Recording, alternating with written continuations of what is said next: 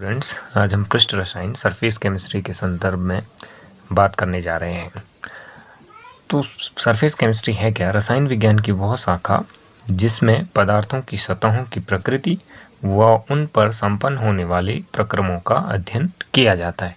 ये जो प्रक्रम हैं भौतिक और रासायनिक प्रक्रम हो सकते हैं। भौतिक प्रक्रम व रासायनिक प्रक्रमों का अध्ययन किया जाता है, उसको हम जो है पृष्ठ रसायन कहते हैं। पदार्थों की सतहों पर अब बात करते हैं कि सतहों पर कौन कौन से प्रक्रम होते हैं, उन पर हमको चर्चा करनी है।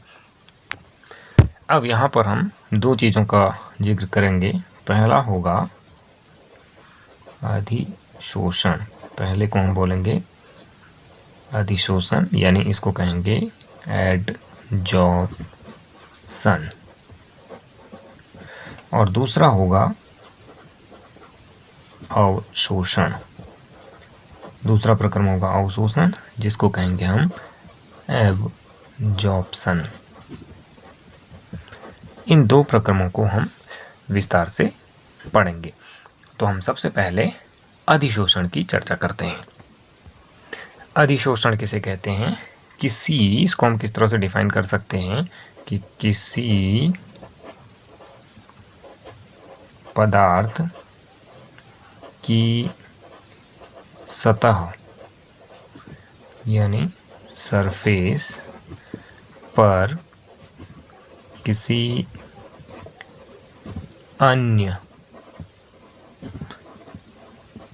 पदार्थ का एकत्र हो जाना,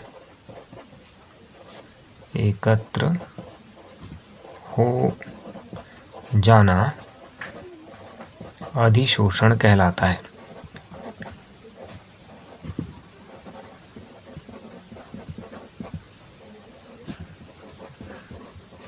अधिशोषण कहलाता है। किसी पदार्थ की सतह पर किसी अन्य पदार्थ का एकत्र हो जाना अधिशोषण कहलाता है।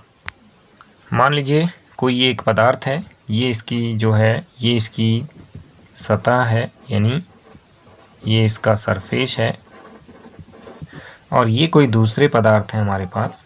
ये कोई हमारे दूसरे पदार्थ हैं, और ये यहाँ से आकर के इसकी सतह पर इस तरीके से एकत्र हो जाते हैं। ये इसकी सतह पर ये जो है एकत्र हो जाते हैं। एक पदार्थ ये था और ये दूसरा पदार्थ इस पर आकर के, ये दूसरा पदार्थ, ये कोई पदार्थ है या पदार्थ के आप अणु कह सकते हैं, और ये जो है ये कोई दूसरा पदार्थ है जिसकी सतह के ऊपर ये इस तरीके से जमा हो गए। इसी को हम जो है एडजॉर्प्शन कहते हैं। इसी को हम अधिशोषण कहते हैं। इसको अधिशोषण कहते हैं। अब इसमें जो है हमारे पास दो चीज़ें हैं। जैसे इसी डायग्राम को हम दोबारा बनाएं, जैसे हमने ये लिखा, ये डायग्राम है,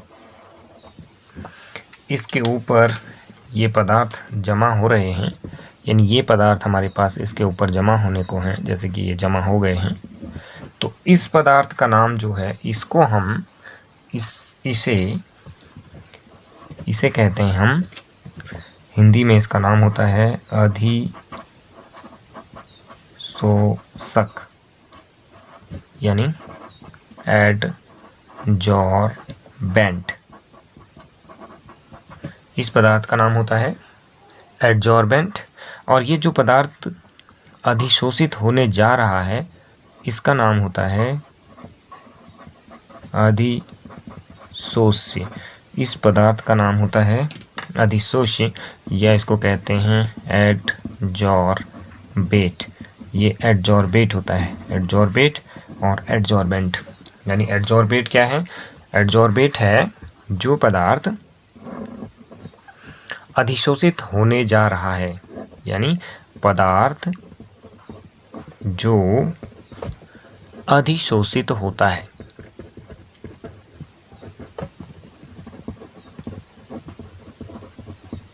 पदार्थ जो अधिशोषित होता है। और एडजॉर्बेंट क्या है? जिस पदार्थ की सतह पर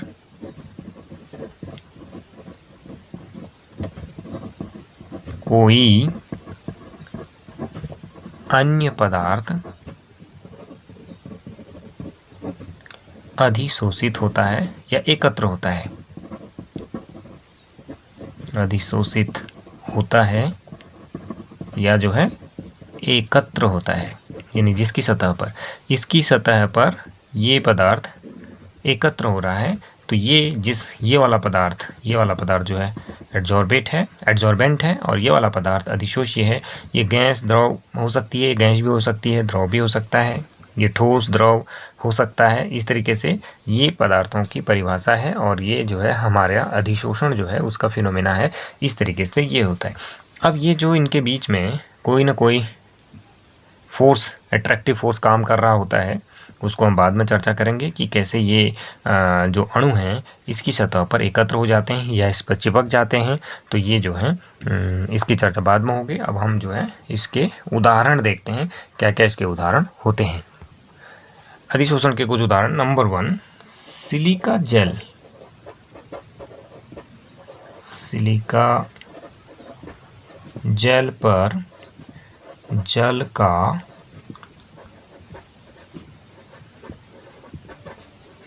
अधिशोषण, ये एग्जाम्पल हो गया, सिलिका जेल पर जल का अधिशोषण। दूसरा एग्जाम्पल हो गया एक्टिव चारकोल पर, इसको इसी तरह से लिख देते हैं, एक्टिव चारकोल पर SO2 या CO का अधिशोषण, ये एग्जाम्पल है।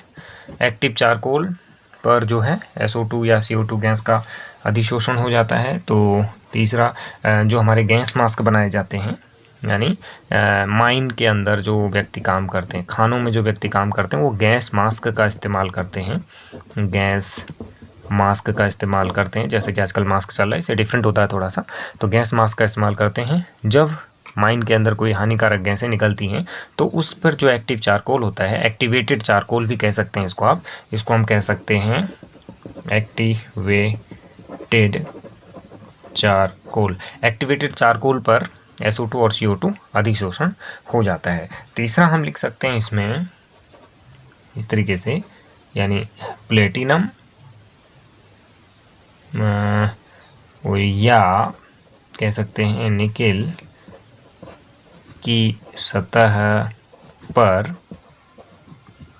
H2 गैस का अधिशोषण, है ना। इसका ये इस एग्जाम्पल को आप पहले से जानते हैं। जैसे कि हमने देखा था, हमने यहाँ पर SHE के बारे में पढ़ा था, स्टैंडर्ड हाइड्रोजन इलेक्ट्रोड के बारे में पढ़ा था, जिसमें हम हाइड्रोजन गैस को इवॉल्व करते थे और नीचे एक इस तरीके से हमारे पास था इसमें, जैसे कि इस तरीके से कुछ ऐसे था और यहाँ पर एक ऐसे करके ये प्लेटिनम का बना हुआ था और यहाँ से हम इसमें H2 गैस प्रोवाइड करते थे। तो ये H2 यहाँ से जाते हुए इसकी सतह पर क्या हो जाती थी, अधिशोषित हो जाती थी। और निकेल या प्लेटिनम का जो यूज है वो वहाँ पर किया जाता है, जैसे कुछ एल्कीन्स होती हैं, इस तरीके से कुछ एल्कीन्स हैं। अगर हम इस पर H2 और यहाँ पे निकेल का इस्तेमाल करते हैं तो हमारे पास क्या बन जाता है, इस तरीके से ये इस तरीके से कुछ कंपाउंड बनता है, जैसे वनस्पति घी भी बनाया जाता है। तो यहाँ पर ये जो निकेल है या प्लेटिनम यहाँ पर यूज किया जाता है, तो यहाँ पर इनकी सतह पर, इनकी जो सतह पर जो H2 गैस है वो एडजॉर्ब्ड होती है, यानी इनकी सतह पर। तो ये सतह इसके लिए देते हैं इस रिएक्शन को कंप्लीट करने के लिए। इसी रिएक्शन के जरिए जो है वनस्पति घी का निर्माण किया जाता है। तो ये कुछ इस तरह से एग्जाम्पल्स थे। यानी इसके अतिरिक्त ये हमारे पास ये जो एग्जाम्पल है ये उत्प्रेरण का एग्जाम्पल है। तो उत्प्रेरण की जो क्रियाविधि है वो एडजॉर्प्शन पर ही जो है यानी किस पर, अधिशोषण पर ही आधारित है। यानी उत्प्रेरण जो है, कैटालिसिस जो है, कैटालिसिस हमारा वो उत्प्रेरण पर, अधिशोषण पर आधारित है। तो इस तरीके से ये कुछ एग्जाम्पल थे। सिलिका जेल का इस्तेमाल, यानी मॉइस्चर को हटाने के लिए सिलिका जेल का इस्तेमाल किया जाता है। ये कुछ इसमें मुख्य एग्जाम्पल अधिशोषण के हैं। यहाँ पर हम लिख सकते हैं कि अधिशोषण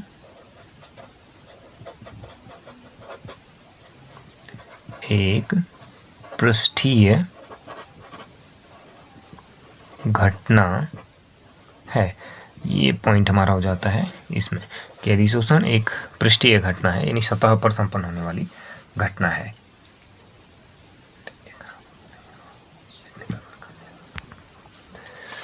इसको हम इस तरह से डिफाइन कर सकते हैं कि जब कोई पदार्थ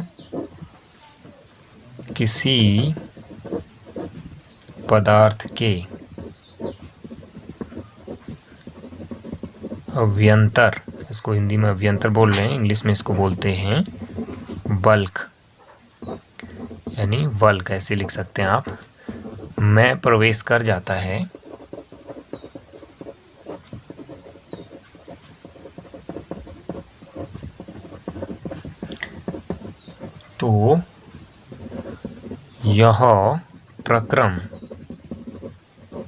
तो यह प्रक्रम अवशोषण कहलाता है।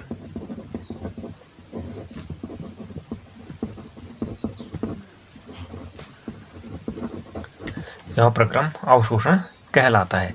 तो अब किस तरीके से, जैसे कि हमारे पास ये कोई एक पदार्थ है, ये हमारे पास कोई एक पदार्थ है, एक सब्सटेंस है, और यहाँ कोई दूसरे अन्य पदार्थ हैं। मान लीजिए ये कुछ पदार्थ हैं, और ये पदार्थ क्या होते हैं, इस तरीके से इसके अंदर कुछ तो ज़्यादा इसके अंदर चले गए ये, और मतलब दोनों तरफ, यानी यहाँ पर भी आ गया, कुछ पदार्थ ऊपर अटक गए और कुछ पदार्थ इसके अंदर चले गए। तो इस घटना को हम एब्जॉर्प्शन कहते हैं। इस घटना को हम अवशोषण के नाम से जानते हैं। ये घटना अवशोषण कहलाती है। इसका जो एग्जाम्पल है वो है कि अनहाइड्रस यानी निर्जलीय CaCl2 का Cl2 के द्वारा जल का अवशोषण। ये है जिस तरीके से, ये इस तरीके से होता है, जैसे ये आया आपका Ca, इस तरीके से होता है। ये देखते हैं CaCl2 प्लस H2O, और ये इसका जब अवशोषण होता है तो ये इस तरह से CaCl2.6H2O, ये इस तरीके से ये क्या बन जाता है, हाइड्रेटेड हो जाता है। हाइड्रेटेड कैल्शियम क्लोराइड इसको कह सकते हैं आप, यानी इसको जलीय कैल्शियम क्लोराइड कह सकते हैं। ये हाइड्रेटेड हो जाता है। तो ये जो है, ये जो घटना है, ये घटना हमारे क्या है, ये घटना जो है एब्जॉर्प्शन की घटना है। यानी क्या है, एब्जॉर्प्शन है। CaCl2 ने जल का अवशोषण यहाँ पे कर लिया है। एनहाइड्रस का मतलब होता है निर्जलीय, जिसमें जल नहीं होता, और उसके बाद ये तुरंत जो है इसको, ये जैसे कि लेबोरेटरी में के अंदर हमको जो पानी हटाना होता है किसी पदार्थ से, तो हम उसको कैल्शियम क्लोराइड के द्वारा हटाते हैं, निर्जलीय कैल्शियम क्लोराइड के द्वारा उसको हटाते हैं। तो यहाँ पर ये जल का अवशोषण कर लेता है, ये अवशोषित हो गया है, इसके द्वारा जल को अवशोषित कर लिया गया है। तो ये अवशोषण है, अधिशोषण है। और ये जो आपका एब्जॉर्प्शन है, इसको हम अंग्रेजी में बोलते हैं BULK, बल्क फेनोमेनन। ये बल्क फिनोमेना होता है, यानी इसको आप कह सकते हैं बल्क प्रक्रम, ऐसा हम इसको लिख सकते हैं। ये बल्क प्रक्रम है, बल्क फिनोमेना है। इंटीरियर में होता है, अंदर होता है, किसी पदार्थ के अंदर पेनिट्रेट हो जाता है दूसरा पदार्थ, तो उसको कह सकते हैं। जैसे इसको इस तरह समझ सकते हैं, जैसे कि स्पंज के द्वारा जल का अवशोषण। आप समझ सकते हैं कि स्पंज